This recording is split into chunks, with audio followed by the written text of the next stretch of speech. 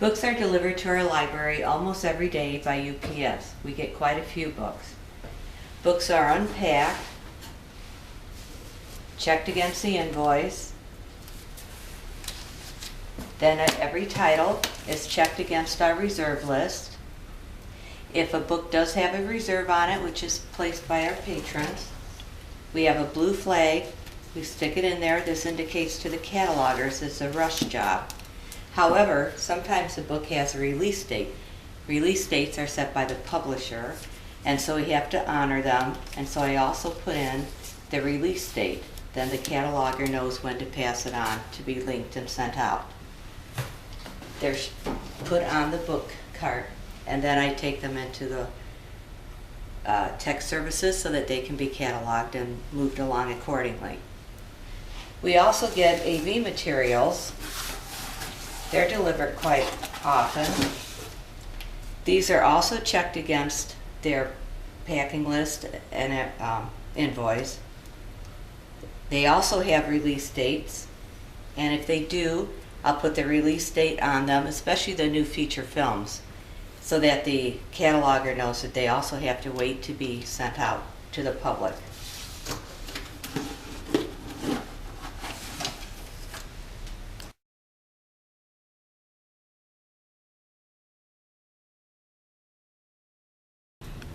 And if it does have a hold in it, there would be a blue flag she would place inside the book to know that somebody has requested that book.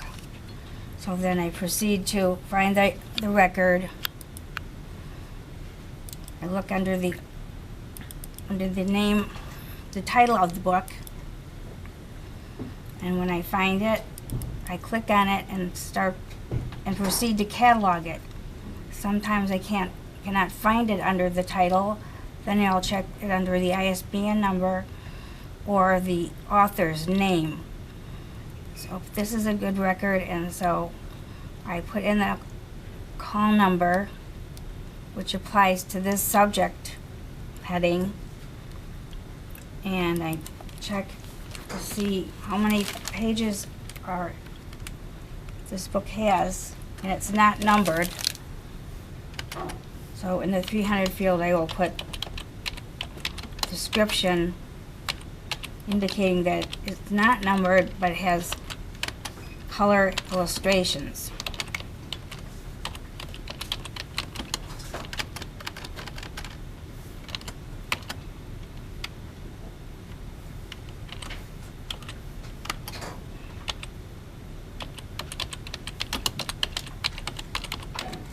Before I finish the 300 field, which is the description of the book, I check to see if there's anything else besides the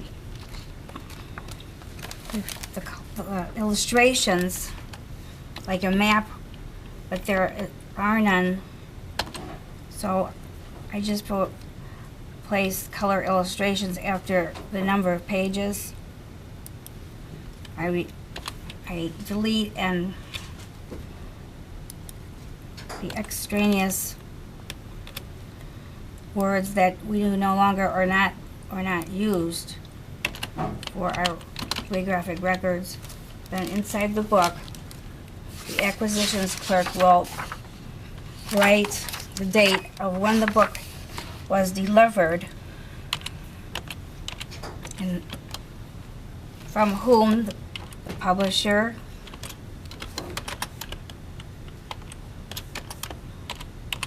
and the price. I save my record.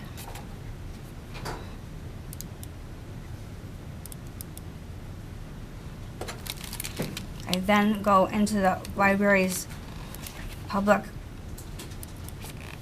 catalog, being the pack, check to see what the record looks like to the patrons.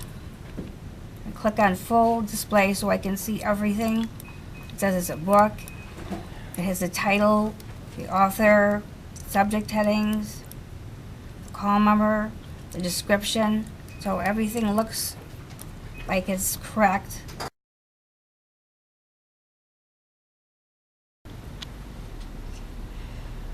When the book arrives at my desk, I link it to the bibliographic record that the cataloger created. So my book is titled The Troop by Nick Cutter. So I go to the cataloging menu and pick Bibliographic Records. And then I will type in the title. Okay, I pick the correct choice, and up pops the bibliographic record. So I go to the Tools menu and select Create Item Records.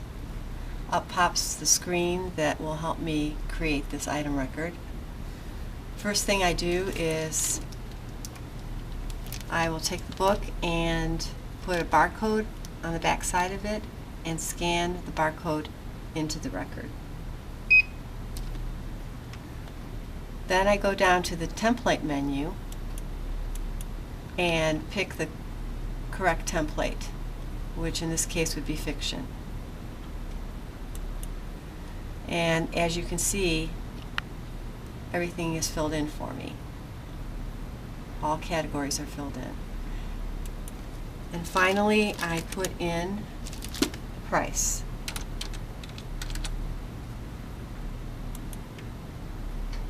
Everything looks good.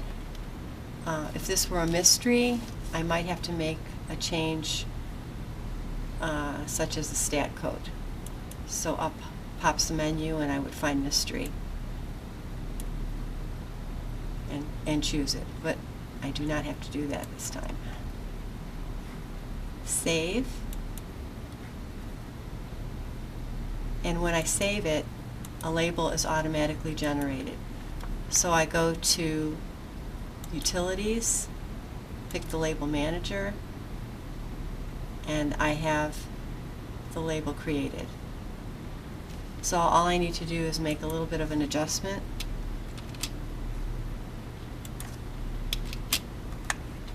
And save. And then print. And then I take that label and adhere it to the book. Put a cover over the label and add a red dot. And on the red dot, I write a number, and the number signifies the month that it was cataloged.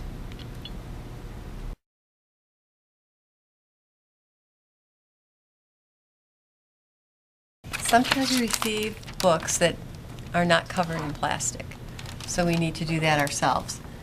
So here's the cover without the plastic. Here's the plastic.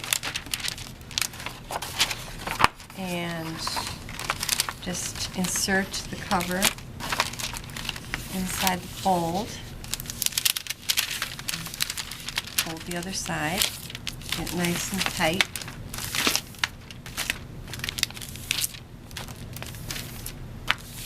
There. And then we need some tape.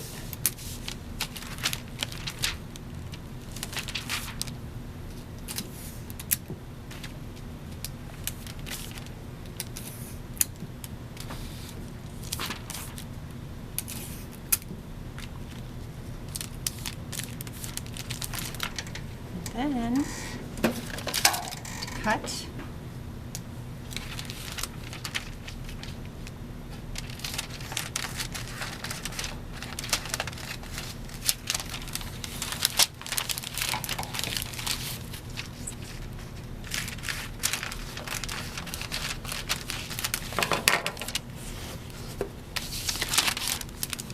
Sure we don't put the cover upside down. Look. See?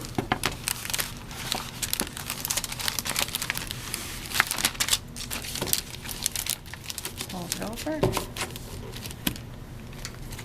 And then we need to adhere the cover to the book.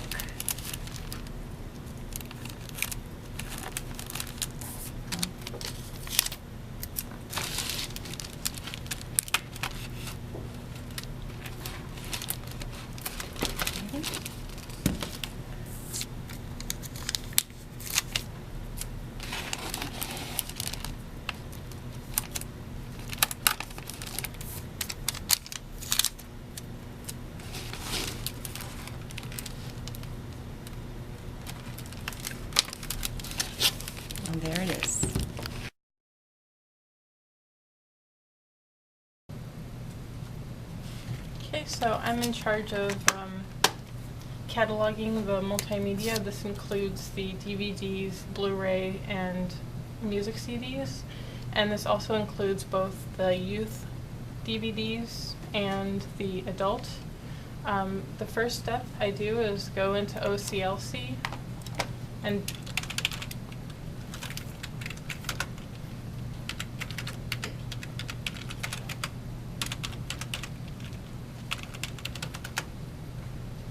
I'll look up the record by scanning the barcode.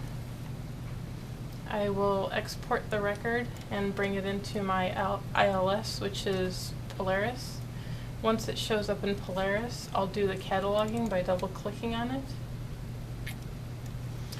When I catalog the record, I make sure that the call number is correct, the information about how much the item costs, and all the other information is correct and searchable for patrons to find in our catalog. After the item's been cataloged, I'll do the linking, which means attaching the item record to the barcode. I do this by clicking on there, scanning in the barcode, again putting in the price, and making sure the call number that is shown is correct. I will then write down the control number on the sticky note for the processor. This number will be used on the DVD label. After I've done the linking for the item, I will print out a label and affix it to the DVD on the spine.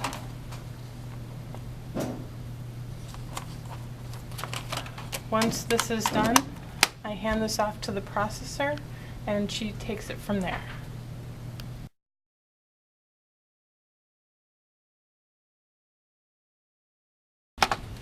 This is the processing of a DVD. The catalog DVD comes with the control number, the spine label, and the barcode.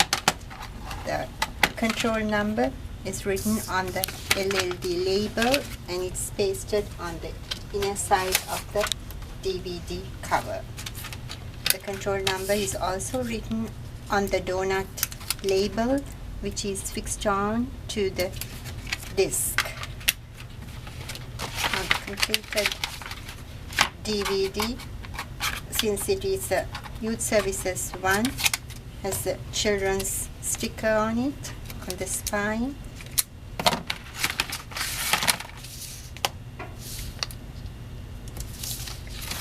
And this is a 7-day DVD, so therefore it gets the new release label, which also goes on the spine.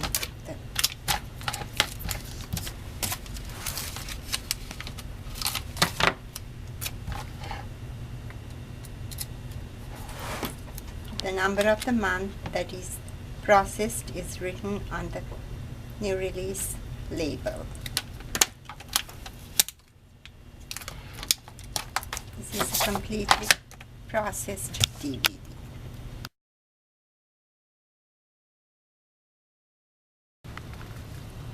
Okay, this will be a demonstration of processing magazines and serials. The first thing is each magazine has a barcode placed on the top of the back cover, and then a label with our library's name and phone number on it. Then I go to the serials module to check in, type in the name of the magazine,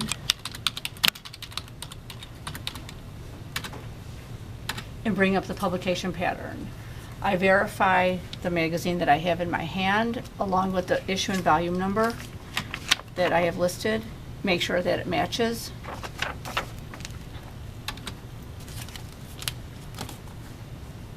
And then scan the barcode. By scanning the barcode, it will generate the label. Then our current magazines are not, we do not circulate our current magazines. So I will take the one from the month before, open up the item record, and allowed to be holdable, and take off any blocks so it can be circulated.